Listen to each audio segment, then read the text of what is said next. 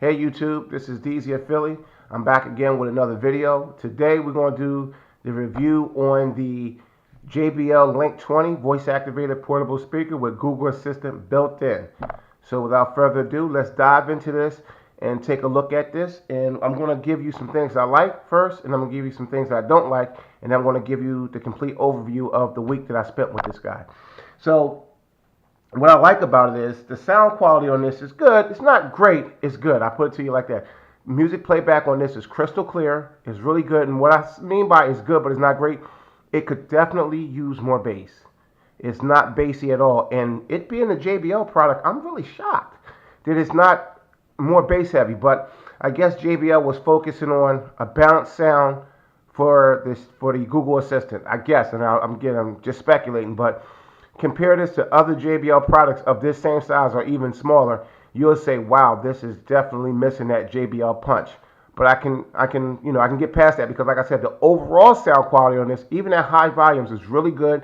It's clear. It's not a whole lot of distortion. Even at max volume, there's really hardly any distortion. So I'm going to give JBL a pass on not making this as bass heavy as the other products because it is a smart speaker. So JBL, you get a pass on this one. Just this one, okay? You can't set alarms on this for some reason. And we're going to get into that. And when I boot this up, and before I boot this up, we're just going to go over the things, the likes and not likes. Then I'm going to boot it up, and then we'll go into it a little bit further. You can't set alarms on this, and I don't really understand why. You can set timers. You can set reminders. You can do pretty much all the other things you can do with Google Home. It's still gimped a little bit. There's some things you can do and some things you can't do. Hopefully with future firmware updates, they will address a lot of the things that you can't do with this yet. But again, it being a new speaker and a third party, I'm gonna work with them and give them a little bit more time. If this was a Google product, I would be very pissed. You can't make phone calls on this. And I don't understand why is it with these portable speakers. And it's not just this one. I have a couple other portable Bluetooth speakers. I'm just going to show you what I have right now.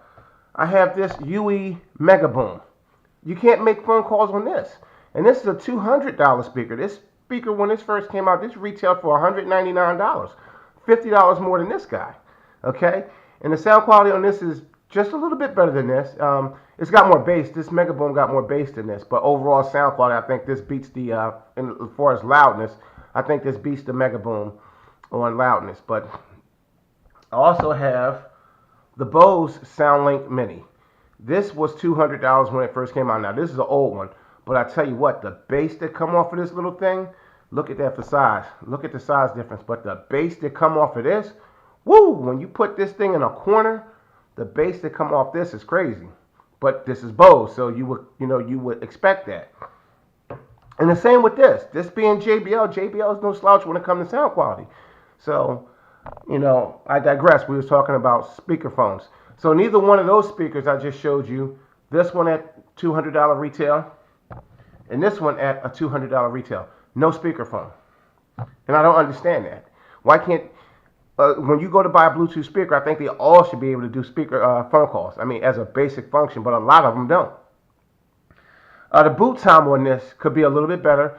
It's not horrible. I've seen it take 2 to 3 minutes to boot, and I've seen it take less than a minute to boot. I guess it all depends on how fast it can acquire and lock onto that Wi-Fi.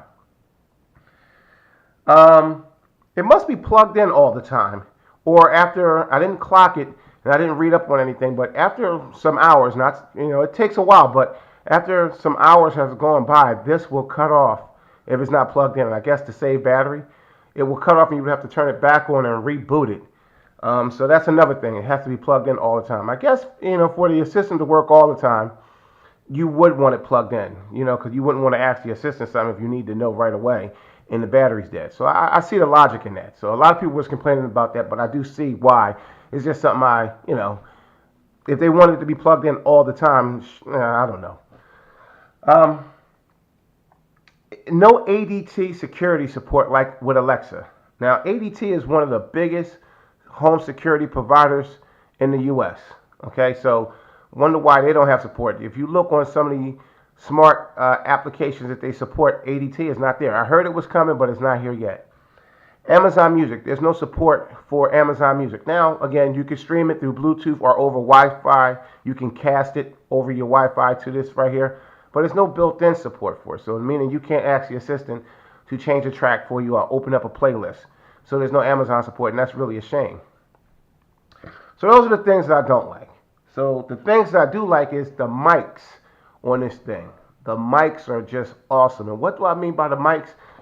These two mics on the top, one here and one here, they are so sensitive. I mean, I have it here, and I can go upstairs in the rear of my house, and with music playing from this, and I can say, hey Google, and it will just stop the music and respond. And that's awesome how sensitive the mics are on this. So I really applaud that. And with such sensitive mics, I don't know why this thing can't double as a speakerphone right out the box. I just don't understand it. I like the fact that you can stream music via Bluetooth or cast it over Wi-Fi. I do like that. And, I'm not too familiar with the Google Home products. This is my first Google Home product. I never got a Google Home. I was more or less into the Amazon. We got a couple of dots in the house. We was more or less into the Amazon. We support Android and the Amazon ecosystems. So I had dots. I still got them. Actually, I got a couple of dots. What else? The build quality and the looks. I think the build quality on this is phenomenal. It's really, really nice. Really nice rubber on the bottom to keep it nice and sturdy, nice and steady.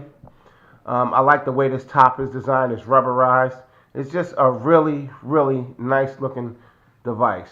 It really is. And the price, $149. It's not bad for a speaker like this. The sound is good. Like I said, it's not bassy, but it's good. It's clear. It's loud. The smart features are there. More to come. I'm hoping with firmware, if they can send out a couple of updates to add in some features, this would be a killer device. One more thing that I don't like, it doesn't support JBL Connect. Like, wow, what's up with that? So it doesn't support JBL Connect too. So it's definitely got some shortcomings, but for the price, I don't think it's too bad. $149.99 for this speaker, not bad at all. So with that, without all that out the way, let's get into some of the other things. So for that, let's go ahead and give this bad boy some power. And we're just going to wait for it to boot. Okay, and I think in the unboxing I said these lights don't go off. They do. It was just taking a long time to boot during the unboxing because I didn't set it up. So that's why it was on for that length of time. And the Wi-Fi light will come on when it grabs onto your Wi-Fi signal. It'll flash a couple of times, then it'll go steady. Okay, it won't be long now. You'll hear a tone and you'll know it's ready. So there you go. That was a fairly quick boot. I've seen it taking longer to boot, but I guess that all depends on how fast it can lock onto your Wi-Fi. So now it's fully booted and ready to go. So let's try to set an alarm and I'll show you what I mean. Sorry about that. Phone was ringing. Okay, Google. Set an alarm for 5 a.m. All right, your alarm's set for tomorrow at 5 a.m. Something went wrong. Try again in a few seconds. Okay, see what I mean? So you can pretty much interact with almost everything else except for making phone calls. That's an annoyance, but you can go into your schedules. You can do timers. A lot of the, normal assistant stuff. But that alarm feature, I don't understand that one. I don't understand, what's going on with that. Hopefully Google or JBL can address that one. Other than that, I think the sound quality is good. The build is good. The price is good for what you get. I really do like how sensitive those mics are. So this is a definite, go buy. I would definitely buy this again. I would buy it now, or would I buy it later? Knowing what I know about it now, I would probably buy it later once they update the firmware on it. But as you can see, it's pretty loud. That was a notification from my phone that came in. So yeah, this is my overview and my opinion on the JBL LINK 20 with Google Assistant built in. I hope you liked it. If you like it, hit the like, thumbs up. Please subscribe, leave comments. Let's get the conversations rolling. I would love to hear from you guys. The next video is coming up. We're going to do the unboxing on the Ultimate Ears Mega Blast. So stay tuned, okay? DZ from Philly, I'm out.